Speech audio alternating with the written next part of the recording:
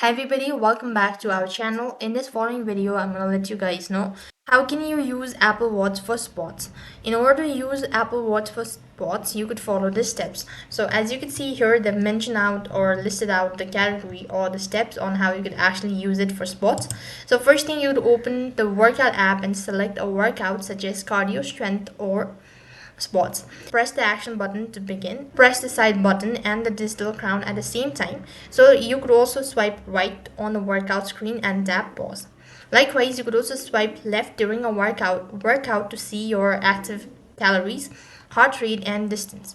Tap next to workout to modify its select settings. Then hold your Apple Watch near the contactless reader on the equipment with the display facing the reader.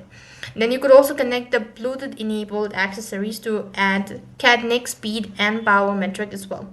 You could also go ahead and turn the digital crown to scroll through workout views, then tap preferences, then workout views.